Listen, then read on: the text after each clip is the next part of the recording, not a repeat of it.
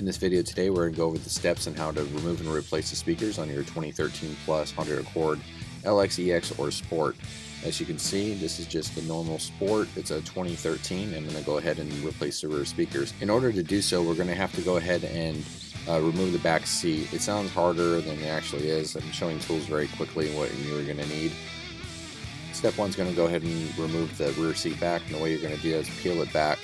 And you're going to need to remove two clips here using your clip puller. Let's go ahead in there, get in there and pull them out. As you can see, I'm popping them out. Make sure to keep track of all your parts. There's not a ton of parts to get this off. And of course there I'm showing you what tool I'm using. So now that that's off, you're going to go ahead and peel it back, and that's going to expose two bolts here that secures it to the hinge, and they're both 12mm. So we're going to go ahead and get your ratchet. In this case I have a Job Max rigid, which makes it go a little faster. Showing you the socket. So electronic ratchet will work much faster than a manual ratchet, but they'll both do the same job. So now that those have been removed, this will allow you to remove the rear seat back. And you can see I'm struggling there to get the seatbelt off. This is probably the hardest part of getting around these seatbelts, and just remembering not to tie up any of these seatbelts. Showing you the parts are removed, two bolts and two clips. So now I'll go ahead and remove the back seat itself and get it out of the way. So the next step is going to be to remove the seat bottom. And to do this is a little different than normal. I'll usually just pull them up, but in this case there's a bolt in the back, which is a 10mm, and there's also two clips in the front, and they're actually a different style here, and you'll see in a second what I'm talking about. So that 10mm is out, and I'm lifting like something's different here. This doesn't just lift up. So after taking a closer look here, we'll have some video and I'll show you. There's a clip that you're going to go ahead and pull forward on, and it's a squeeze clip, so you're going to squeeze it and pull it forward, and that will release the seat bottom. There's one on either side there, just two holding it down. So here it is, and you can see you just squeeze the clip and then you pull it out and just release it. It's actually pretty cool once you know how it works, but before that it's kind of a pain in the ass because usually you just pull up. So we're going to go ahead and remove that seat bottom now. Get on to the next step, and that's going to be to remove the side bolsters. You have one on each side there. You also be careful when you're reassembling not to get the seatbelt caught in that, because I actually ended up doing that. You see how it goes in there? It's actually on the inside of the bolt assembly. You have to make sure it gets on that side. It's very easy to miss. Oh no. Also, you just found out what else can go wrong.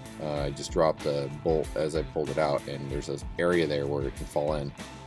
Thankfully a magnet can pull that out, but it's probably a good note to make that things can fall in there, and they're kind of hard to get if you don't have a magnet. So now I'm removing the bolsters. You can see you just pull forward and slide it up. It'll pop right out. It's just that one bolt on the bottom securing it, and then the top is held by a hinge. So once you pull that hinge clip loose, it just pops right on out. You may have to fight with it a little bit, but it'll come out. So let's go to the next step, and that's actually remove the weather stripping a little bit, and that's going to allow us to remove the rear pillar cover. And those come off pretty easy. I mean, there's not much you have to do besides just pull it forward and then slide it out.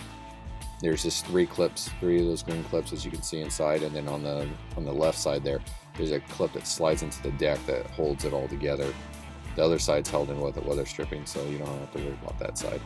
But it's the same thing on this side. You just want to be careful when you do it, and make sure that if the clips slip or move at all, that you slide them back to the original position on the actual cover. Otherwise it will not go back together properly, or it'll be hard to do, and you don't want to give yourself any trouble there. So just make sure the clips stay where they're supposed to. So far so good. We have 4 more clips to remove here, and then we can pop the deck loose and see. There we go. We're just gonna go ahead and pull those loose.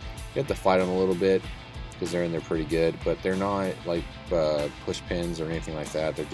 They're held in there by little grooves or ribs inside the actual clip itself, so they're not hard to remove.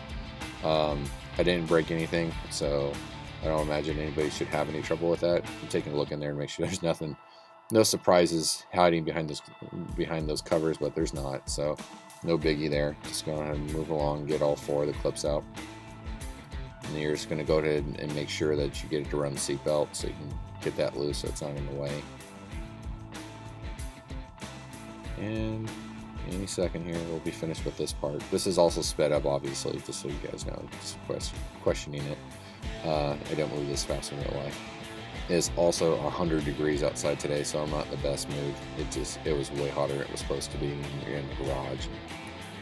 All right, so there I am. I'm pushing up from side to side, and everything just kind of breaks loose pretty easily up, and then just slide it on out.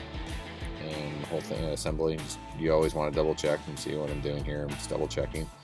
There's a pigtail here on the right side, and you can actually probably remove it without removing that right there. You just squeeze it and pull it out, and that will release the rear deck, and you're done with that part of the assembly.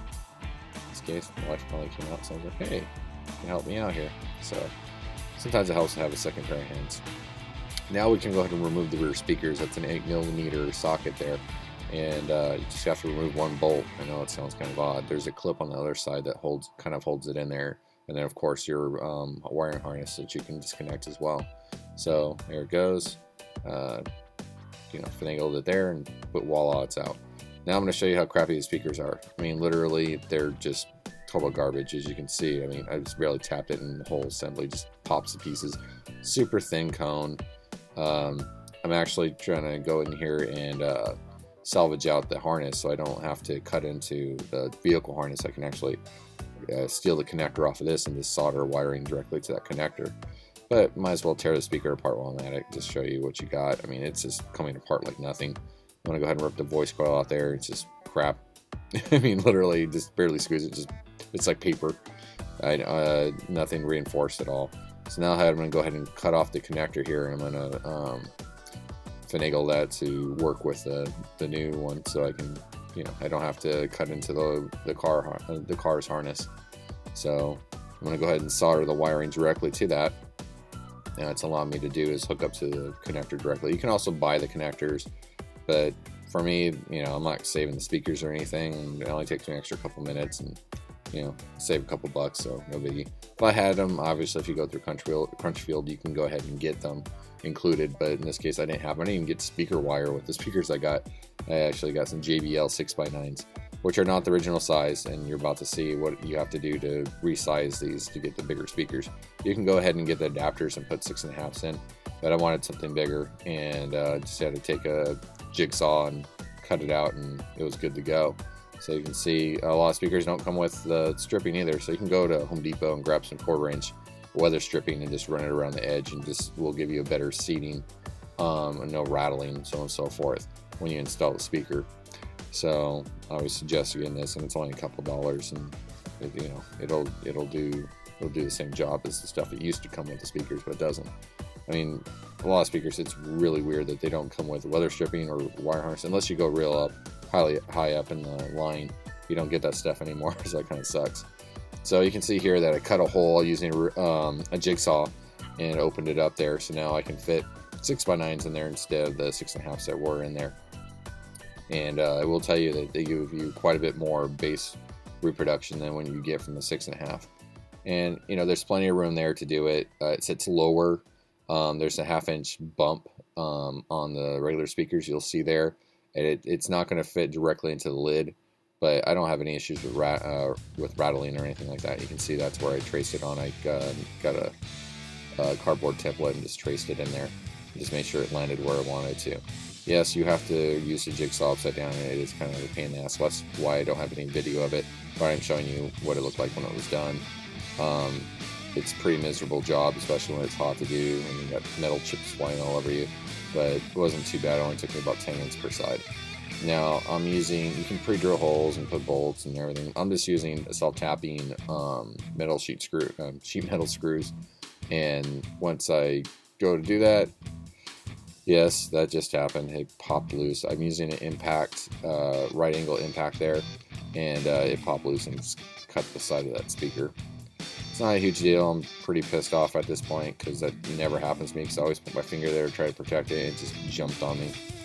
So I'm just checking it, and a little bit of silicone will fix that, so I'm not too worried about it. It is upsetting when it does happen.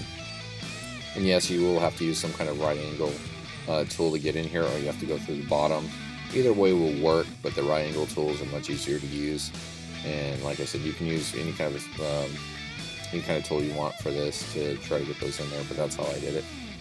So there I am now. I got silicone. I'm going to go ahead and repair where it cut into the side foam right there. Silicone will do a great job. I'll never have a problem with it again. Actually, probably it's better than the rubber that's on there originally. So here we go, reassembly. We're going to go ahead and put this back together. First thing, obviously, we're going to start with is the deck. So we'll take the rear deck and slide it in there. Just want to be careful, take your time. Make sure that everything looks like it's supposed to when you're reassembling. Make sure that you reconnect the pigtail there on the right side. That hooks up to the rear third brake light, to the third brake light. And you just want to make sure that you get all the seatbelts in the way they're supposed to, so you're feeding those. Because it's really easy to forget to do that because you get focused on what you're doing. And what you're going to do is actually slide it in there first, and it's going to kind of lock in, and then you can press down, and that will pull the clips into place. And like I said, check your clips before you put it back together. Make sure there's no issue with the clips before you try pressing down on them. So now you got the 4 little clips on the inside here. You just push them right back in. You don't have to do anything special. And that's it. You just want to double check everything looks okay. Moving on. Now you're going to go ahead and put the rear pillar covers back on. Make sure you got the right one.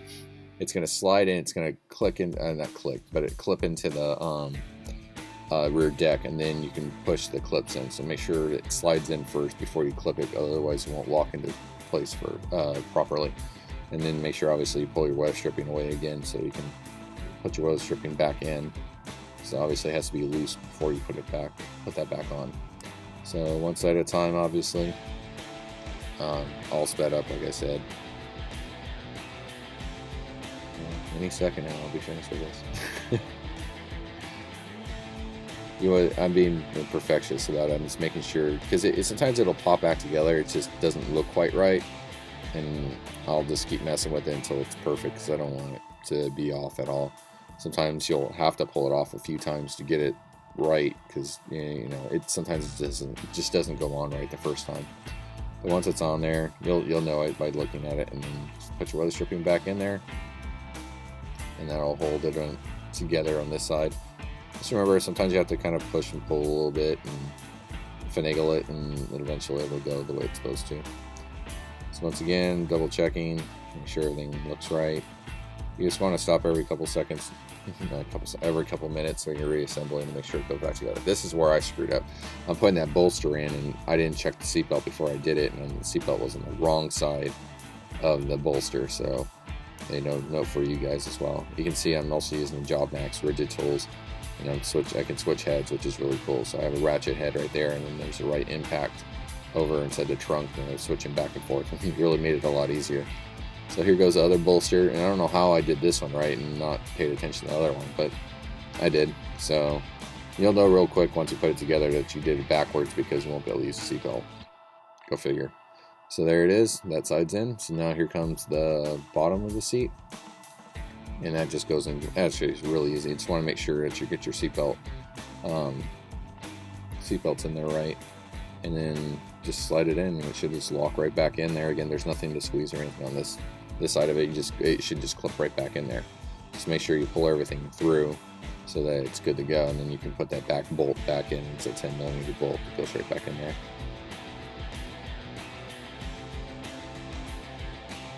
Alright, I think we're almost ready for the seat back now. Here's the seat back.